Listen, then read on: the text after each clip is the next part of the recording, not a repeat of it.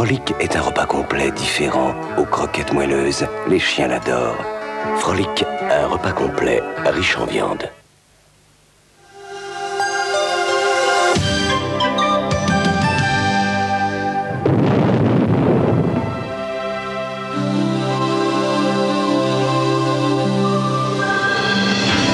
En exclusivité sur TF1, d'octobre à février, pendant 5 mois, vivez à l'heure de l'America Cup, une coproduction TF1, l'équipe. Tous les soirs, dans le mini-journal de Patrice Drevet. Le samedi à 10h30 et le dimanche dans Sport Dimanche Soir. La Coupe de l'America, c'est sur la 1.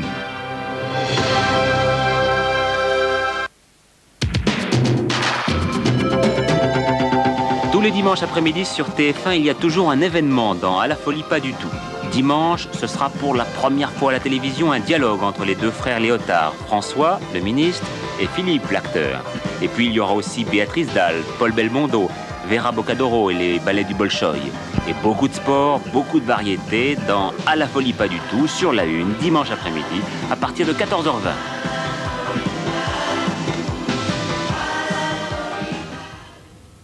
Et musique africaine ce soir sur la 1, zoom sur le concours découverte de Radio France Internationale avec les finalistes, mais aussi dans Tropical Parade, des clips de Kassav et de Tipa Irié.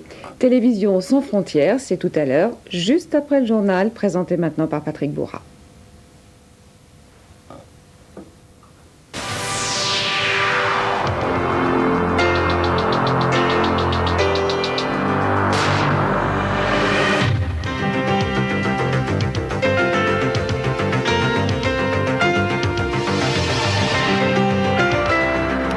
Reagan promet de bons résultats à l'issue de ce sommet si l'URSS coopère. Le président américain veut inscrire en grandes lettres son nom dans l'histoire.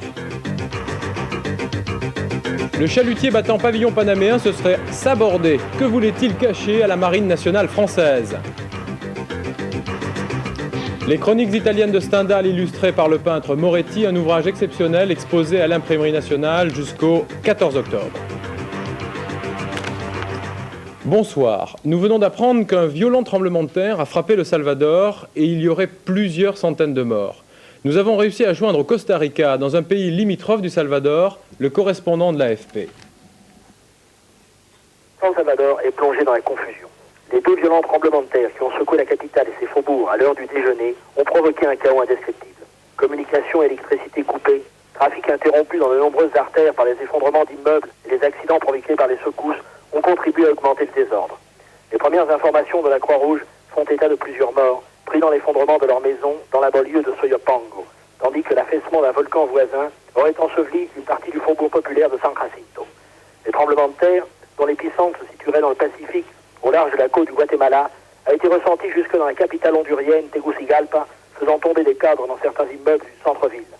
Les informations confuses et sectorielles données par des radios amateurs captées au Honduras et au Costa Rica font état de dommages très importants et d'un nombre élevé de victimes, des agglomérations apparemment les plus touchées étant extrêmement peuplées. Révélation à Londres, la Syrie serait responsable de l'attentat de la rue Marbeuf en 1982. Nezar Indawi l'a affirmé à des policiers britanniques lors d'un interrogatoire. Cette révélation a fait sensation à Londres lors de la 4e journée d'audience du procès de ce Jordanien qui est jugé pour avoir tenté de faire sauter un avion d'El Al. L'attentat de la rue Marbeuf, je vous le rappelle, avait fait 1 mort et des dizaines de blessés. Il fut le premier d'une série qui a ensanglanté Paris au cours du printemps et de l'été 82. Et Gaston Defferre, à l'époque ministre de l'Intérieur, soupçonnait déjà les services spéciaux syriens. Stéphane Magnier. C'est parce qu'il espérait que sa condamnation serait moins lourde qu'Indawi s'est mis à table. C'est ce qu'a affirmé le sergent de Scotland Yard qui l'a interrogé et qui témoignait aujourd'hui à la barre du tribunal d'Old Bailey. Selon l'officier de police, Indawi lui aurait affirmé que l'un de ses agents recruteurs syriens du nom d'Aïtam Saïd s'était présenté à lui comme l'auteur de l'attentat de la rue Marbeuf à Paris qui avait fait 1 mort et 42 blessés il y a 4 ans. Toujours selon le policier, Indawi lui aurait dit qu'un étudiant syrien de l'université de Sheffield connaissait 2 caches, l'une à Londres, l'autre à Brighton, où étaient entreposés des explosifs et des détonateurs. Hindawi aurait également affirmé qu'un membre d'équipage des avions de la Syrian Arab Airlines était chargé d'acheminer des armes, des explosifs et de la drogue et que ces équipages comprenaient des agents de sécurité syriens. Enfin, Hindawi aurait révélé des projets d'abattre des avions israéliens depuis les territoires occupés à l'aide de missiles SAM-7. Le procès est interrompu pendant le week-end et reprendra lundi. Et on a appris ce soir qu'un émissaire de la DST, le contre-espionnage français, se trouve dans la capitale syrienne. C'est la deuxième mission de la DST à Damas en 15 jours. Le 26 septembre dernier, Bernard Gérard, son directeur, avait rencontré le général Rouri, le chef des services secrets de l'armée de l'air syrienne. Ce général était désigné par les services de renseignement français comme le principal correspondant du réseau terroriste libanais de Georges Ibrahim Abdallah. Une nouvelle qui nous arrive à l'instant, le directeur du département politique du ministère des Affaires étrangères ouest-allemand a été abattu ce soir devant son domicile à Bonn par 2 inconnus, indiquait le porte-parole du ministère. Les ambassadeurs arabes en poste à Paris ont été reçus à leur demande ce matin par Jacques Chirac. À leur sortie de l'hôtel Matignon, ils se sont déclarés rassurés et convaincus que la politique arabe de la France ne changera pas sous l'effet des attentats. Le mini-sommet Reagan-Gorbatchev de Reykjavik, prélude d'un véritable sommet qui devra se tenir à Washington à la fin de l'année, va pouvoir s'ouvrir demain puisque Mikhail Gorbatchev a atterri dans l'après-midi sur l'aéroport de Reykjavik, qui est aussi une base militaire de l'OTAN. Le président Reagan annonce déjà qu'il est prêt à faire ratifier par le Sénat 2 traités sur la limitation des explosions nucléaires si l'URSS fait un effort. Le président Reagan est-il prêt à faire des concessions aux soviétiques pour pouvoir faire inscrire son nom comme l'homme de la paix dans les livres d'histoire? Notre envoyé spécial à Reykjavik, Jean-Loup Demigneux. Toute la journée, les entourages de Ronald Reagan et de Mikhail Gorbatchev l'ont répété aux journalistes. Les numéros 1 américains et soviétiques ne sont pas venus à Reykjavik pour accomplir des miracles. Il n'y aura pas d'accord de désarmement élaboré en Islande, ont dit les Américains. Il n'y aura pas de la part des États-Unis d'arrêt des essais nucléaires, ont-ils ajouté, mais nous sommes prêts à parler sérieusement. Les soviétiques, eux aussi, veulent parler sérieusement. Mikhail Gorbatchev a même utilisé cette même expression en arrivant tout à l'heure en Islande. En fait, pour des raisons différentes et à court terme, Mikhail Gorbatchev et Ronald Reagan souhaitent que se tienne d'ici la fin de l'année à Washington un véritable sommet que l'on est ici à Reykjavik pour préparer, un sommet au cours duquel on pourrait cette fois signer des accords de désarmement. Les raisons de Ronald Reagan, d'abord, sont simples. Il entame dans 2 mois la dernière moitié de son dernier mandat. Constitutionnellement, il ne peut pas se représenter. Comment ne rêverait-il pas d'un beau succès qui marquerait l'époque ou au moins son passage à la présidence des États-Unis? De plus, un début de succès à Reykjavik ne peut pas le desservir dans sa tentative de conserver au cours d'élections partielles dans 3 semaines une majorité républicaine au Sénat. Le cas du secrétaire général du Parti communiste soviétique est différent. Mikhail Gorbatchev a entamé une réforme économique de l'URSS. Il lui faudrait mettre de côté un petit peu d'argent. Tant mieux donc s'il peut faire des économies sur ses dépenses d'armement. Et puis, politiquement peut-être aussi, lui faut-il pouvoir prouver à ses camarades du Politburo que son offensive de dialogue avec l'Ouest est payante et donne des résultats. Les troupes soviétiques stationnées en Afghanistan essaient de tuer les médecins étrangers durant les combats qui les opposent à la résistance. C'est ce qu'ont affirmé un groupe de médecins ouest-allemands qui ont révélé que les autorités soviétiques offraient 5 000 $ à toute personne qui tue un médecin étranger en Afghanistan. Ces médecins sont tombés dans une embuscade et ont réussi à s'échapper durant les combats. Il y a, semble-t-il, un mystère dans l'affaire du chalutier battant pavillon panaméen qui a été arraisonné hier par la Marine nationale dans les mers australes au large des îles françaises de Kerguelen. Les coups au but de la Royale n'auraient pas suffi à l'envoyer par le fond. Ce chalutier leur avait-il quelque chose à se reprocher? Le correspondant de l'AFP à La Réunion, Dominique Maraval. S'aborder ou pas s'aborder, pour l'instant l'énigme du chalutier battant pavillon panaméen, le Southern Raider, reste entière, même si du côté des autorités militaires de La Réunion, on pencherait plutôt vers l'hypothèse du sabordage. À cela une explication, ce bateau de pêche a pendant plusieurs heures refusé d'obtempérer aux ordres de la Marine nationale, alors qu'il se trouvait en flagrant délit de pêche dans la zone économique de l'île Saint-Paul, qui, comme chacun le sait, fait partie de ces terres australes et antarctiques françaises situées tout près du pôle Sud.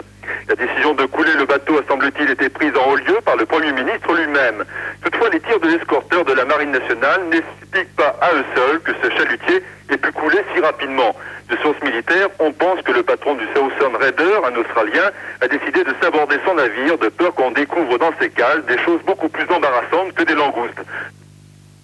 Israël, nouvel épisode dans l'histoire mouvementée de la coalition gouvernementale travailliste Likoud. Shimon Peres, le travailliste, passe la main à Yitzhak Shamir, le Likoudnik, qui devrait être désigné comme nouveau Premier ministre de l'État d'Israël la semaine prochaine, juste après les fêtes de Yom Kippour. Vous voyez ici Shimon Peres qui remet sa lettre de démission au président de l'État israélien, Chaim Herzog. Christian Nucci, l'ancien ministre de la Coopération, a été mis directement en cause par Philippe Leroy, un inculpé de l'affaire du Carrefour du Développement. Selon M. Leroy, Christian Nucci aurait été au courant de tous les versements frauduleux effectués par Philippe Leroy grâce à des fausses factures. Christian Nucci a répondu ce soir à l'AFP à propos de ces accusations qu'il ne connaissait pas M. Leroy. Chômage, le gouvernement est optimiste pour 87. L'économie française devrait retrouver l'an prochain un rythme de croissance permettant de stabiliser l'emploi et même d'accroître les effectifs salariés. Voilà ce qu'a annoncé la Commission des comptes de la Nation après avoir étudié les projets de budget 87. Le CNPF se prépare quant à lui à changer de patron. La campagne pour les élections a déjà commencé. Et Yvon Chotard affirme que les patrons ont besoin d'une organisation plus efficace. Sous-entendu, peut-être, Philippe Bochard, que moi, Yvon Chotard, je suis l'homme de cette nouvelle efficacité, non? Oui, il n'y a qu'un ennui, c'est que lundi, il y aura un autre candidat. Alors, l'histoire du CNPF, c'est une saga, puisqu'on n'est pas encore privatisé, je peux faire de la pub. Il y a un très bon bouquin qui vient de sortir de M. Weber sur le parti des patrons, et ça raconte un peu une sorte de comédie italienne. Alors, par d'entrer en scène, Yvon Gattaz, le président des patrons, le président actuel, qui a déjà annoncé qu'il ne serait plus candidat. On va voir. Comme autre candidat, M. Chotard, qui s'est déclaré, si j'ose dire, à Anne Sinclair sur TF1, il y a 15 jours, en se découvrant candidat, alors qu'on sait que depuis 5 ans, il est toujours candidat à ce poste. Et puis, il y aura lundi François Périgaud, le patron d'Unilever, qui se présente sous ses propres couleurs. Alors vous me direz, 2 candidats en piste, c'est bien normal, mais il faut savoir que le CNPF, c'est un peu comme le Politburo. Il y a une sorte de commission exécutive qui se réunit, qui choisit un candidat, et puis après, dans l'euphorie, l'Assemblée générale ratifie. Eh bien, cette année, ça va être moins simple. D'abord parce que Yvon Chotard est très conscient de son rôle à lui, et il est quasiment, je vous l'ai dit, candidat depuis longtemps. Ensuite, parce qu'Yvon Chotard a démissionné un peu tumultueusement le 17 mars, le lendemain du 16 mars, si j'ose dire, et ça n'a pas plu à tout le monde. C'est apparu un peu comme un poignard dans le dos, un coup de poignard dans le dos à l'égard du patron actuel, M. Gattaz. M. Chotard, 63 ans, c'est un homme de l'appareil patronal, appuyé sur les grandes fédérations, très proche de M. Jacques Chirac, mais il a une conception un peu ancienne du patronat, comme groupe d'influence, on dirait comme lobby, et il a aussi une conception qui veut que le patronat intervienne sur les grands sujets, les grands débats et négocie directement avec les syndicats. Mais Chotard a un inconvénient, c'est qu'il est peu connu et mal apprécié par les petits patrons. Or, son ennemi intime, je veux parler de M. Yvon Gattaz, l'actuel président du CNPF, a tout fait pour persuader les patrons qu'il fallait d'abord faire le jeu de l'entreprise avant de faire un jeu patronal global. En quelque sorte, il a dynamité l'appareil et les structures du patronat, ce qui n'arrange pas tellement M. Chotard. Alors, Gattaz est lui-même assez populaire, et la base peut jouer différemment par rapport aux fédérations. Le deuxième candidat maintenant déclaré, on le saura officiellement lundi, c'est François Périgaud, 60 ans. Il est aussi appuyé par certains grands groupes. Il présente bien, il a bon chic, bon genre, mais il a un inconvénient, c'est qu'il est le patron d'une société multinationale, Unilever. Or, les patrons ont la faiblesse d'être chauvins.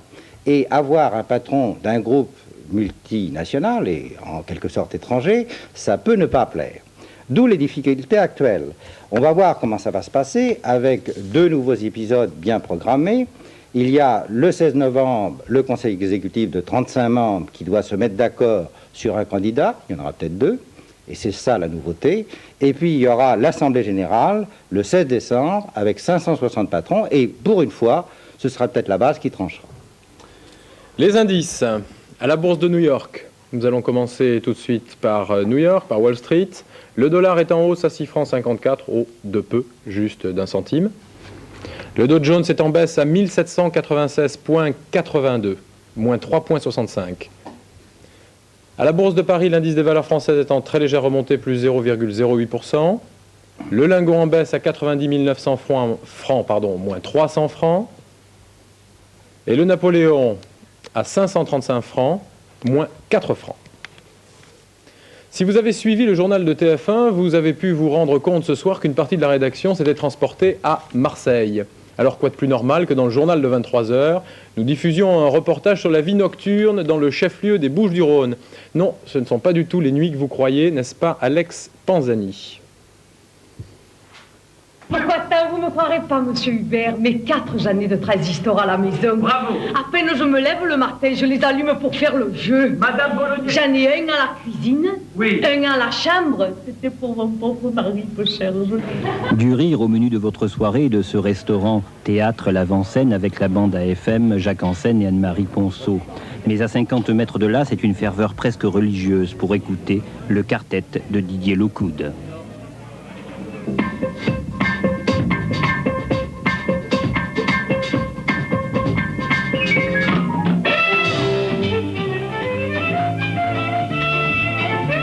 Nous sommes sur le cours Julien, fréquenté par des noctambules exigeants. Le jazz est souvent leur trait d'union. On les retrouve aussi dans un bistrot du Vieux-Port, le Pêle-Mêle. Pour Jean Pell, son propriétaire, c'est bien plus qu'une invitation. C'est un credo. Et j'ai le gros avantage de pratiquer, de faire un métier qui me plaît. C'est pour ça que je me force absolument pas. Et le jazz, pour moi, c'est la chose primordiale dans ma vie. C'est pour ça que c'est un véritable bistrot de jazz. On peut écouter des musiciens sans que les consommations soient très chères. Et pour moi, c'est très important. C'est pour ça qu'il y a beaucoup de jeunes qui ont entre 18 et 20 ans et qui viennent écouter de la musique. La preuve qu'ici aussi, les jeunes savent goûter au plaisir affiné de la musique et que le décor ne colle pas forcément à certains clichés. Amoureux des beaux ouvrages et passionnés d'Italie, vous l'êtes tous, j'en suis sûr. L'Imprimerie nationale vient d'éditer avec un soin extrême les chroniques italiennes de Stendhal, illustrées par le peintre Raymond Moretti. Le coup de passion de Jean-Claude Perpère. Pour Raymond Moretti, cette exposition de ses œuvres à l'Imprimerie nationale est une sorte de consécration, tout au moins la reconnaissance officielle de son art d'illustrateur. C'est que l'Imprimerie nationale, fondée par François Ier, est l'entreprise du livre la plus prestigieuse. De cette collaboration entre le peintre et les maîtres imprimeurs est née cette édition exceptionnelle des chroniques italiennes de Stendhal. Pour atteindre la qualité de l'illustration originale, chacune de ces planches a nécessité 14 tirages de couleurs. Après avoir imagé les œuvres de Rimbaud, le jazz ou la cabale, Moretti, cette fois, s'est plongé dans les mirages de l'Italie du XVIe siècle. Une Italie cruelle où s'affrontent dans l'ombre ou sous le soleil éclatant des prélats ambitieux, des seigneurs décadents et des spadassins sanguinaires.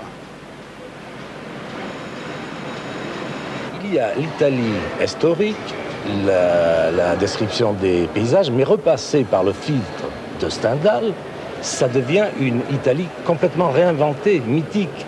À la limite, moi, je pourrais faire 20 illustrations par ligne. Italie imaginaire où les personnages ressemblent parfois à ceux qui ont fait l'histoire, ce regard inquiétant pourrait être celui de César Borgia. En tout cas, les passions stendhaliennes ont permis au peintre d'exprimer la puissance, mais aussi la délicatesse de son art.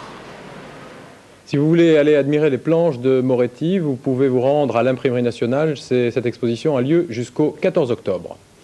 Météo, toujours du beau temps sur l'ensemble de la France. Le nord un peu défavorisé par rapport au sud, surtout au niveau des températures.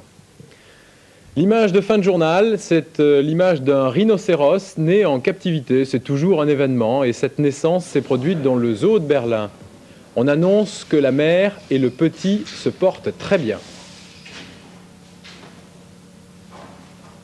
On ne voit pas le papa sur cette image, alors c'est pour ça que j'ai pensé à vous présenter, en fin de ce journal, le petit dernier d'un groupe de presse, de Bayard Presse, qui s'intitule Alma, qui est le journal de la famille.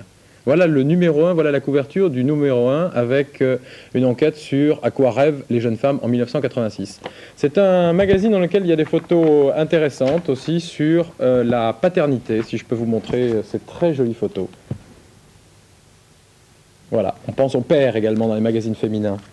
Bonne chance à Alma. Tout de suite après ce journal, c'est à lire. Yves Navarre est le premier lecteur du livre de Noël Châtelet, Histoire de bouche. Bonsoir, bonne nuit.